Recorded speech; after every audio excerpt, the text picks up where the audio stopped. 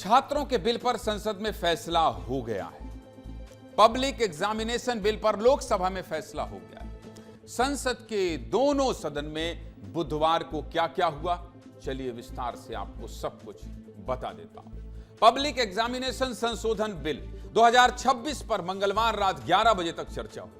लगभग 9 घंटे बहस चली। छात्रों के मुद्दे पर बहस थी, इसलिए सरकार और विपक्ष दोनों की तरफ से युवा सांसदों ने भाषण दिया। भाषण तो जबरदस्त थे भैया, लेकिन बिल पर बात कम हुई और राजनीतिक बयान ज्यादा दिए। मंगलवार की मैराथन चर्चा के बाद बुधवार को संसद में पब्लिक एग्जामिनेशन बिल 2026 पर वोटिंग हुई। वोटिंग के दौरान क्या क्या हुआ, चलिए एक रिपोर्ट में आपको सब कुछ दिखा देते हैं। देखिए, विधेयक को पारित किया जाए। जो सदस्य इसके पक्ष में हाँ गए, जो सदस्य विरोध में ना गए, मेरे विचार में निर्णय हाँ वालों के पक्ष में प्रस्ताव स्वीकृत हुआ और विधेयक पारित हुआ। वोटिंग से पहले नेता प्रतिपक्ष राहुल गांधी ने भी संसद में भाषण दिया। जब राहुल गांधी बोल रहे थे तब जबरदस्त हंगामा देखने को मिला। राहुल के आरोपों पर सरकार की तरफ से भी जवाब दिया गया है। राहुल गांधी के भाषण के दौरान संसद में क्या क्या हुआ और लोकसभा में किस नेता ने क्या कहा है, अगर आप देखना चाहते हैं तो विस्तार न्यूज की एक रिपोर्ट देख लीजिए, आप सब कुछ समझ जाएंगे। देखिए, Like Gandhiji said, the windows of his house are open to all winds. Then I said, what about the idiot?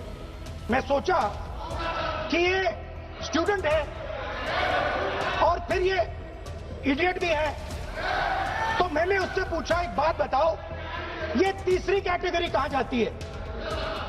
ये तीसरी कैटेगरी कहां जाती है? उसने कहा, कौन सी तीसरी कैटेगरी? मैंने कहा, अंधभक्त। इसको कहां डाला जाए? She says to me, अंधभक्त is a person who is absolutely convinced that another idiot is God. Indian student का नाम के इन्होंने जो शब्द यूज किया है वो अनपार्लियामेंट्री वर्ड है। I am not calling anybody that. Sir, idiot शब्द नहीं यूज करूंगा सर। सर, आप हाउस को ऑर्डर में रखिए सर। आप विधेयक में बोले, मैं हाउस में प्लीज ऑर्डर रखूंगा। सर, अगर आप चाहते हैं कि इस देश में सिर्फ बीजेपी बोले तो मैं चुप होकर यहाँ बैठ जाता हूँ, मैं बैठ जाता हूँ, कोई प्रॉब्लम नहीं। मैं बोलता हूँ सर, रिजू जी खड़े हो जाते हैं, मैं बोलता हूँ वो खड़े हो जाते हैं, इंटरप्ट करते हैं, ये फिर से आ गए। मैं बहुत ही विनम्रतापूर्वक अनुरोध करना चाहता हूं कि जिस असंसदीय शब्द का प्रयोग हमारे नेता प्रतिपक्ष ने किया है उसे कार्रवाई से निकाल दिया जाए। और मैं आप सभी से ये अपील अपने पक्ष से करना चाहता हूं कि इस समय आप शांत रहिए, उनकी बात सुनिए। Dharmendra Pradhan is a symbol. Your real enemy is the RSS. Keep it in mind. And I'm very happy today to see that the so-called Home Minister of this country does not have the courage to come and sit here. Sir, I saw the carcade, 30 cars, with the Home Minister sitting inside the car, like that, looking. He's not here today because he is scared. आज home minister पर चर्चा नहीं है। जिस विधेयक पर चर्चा है, विधेयक पर मंत्री बैठे हैं। Sir, the Home Minister authorized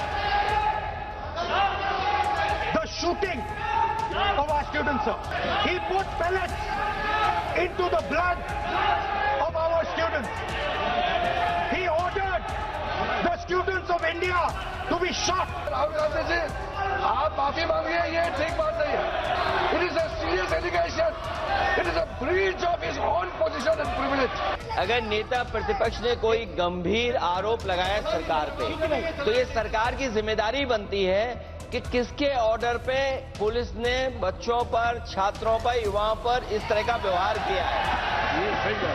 Akhilesh ji, आप जो बता रहे हो अलग बात है। राहुल जी ने ये नहीं कहा, उन्होंने सीधा नाम लेके कहा, बेसिस पे कहा है। आप प्रूफ दिखाओ। आपको माफी मांगना होगा सर, ये इसको हम हल्के में नहीं ले सकते। मैं बोल सकता हूं sir, please. The use of force can only be authorized by the Home Minister. It cannot be authorized either by the Home Minister or the Prime Minister. आपने कहा होम मिनिस्टर ने ऑर्डर दिया है फायरिंग के लिए, आप वो order को कॉपी निकालिए। आप बताइए किसने आपको बताया? आप माइक तो दीजिए। माइक तो दीजिए। माइक दीजिए, लेकिन बोलेंगे आप। भाई नहीं है, माइक नहीं है सर। माइक तो चालू है।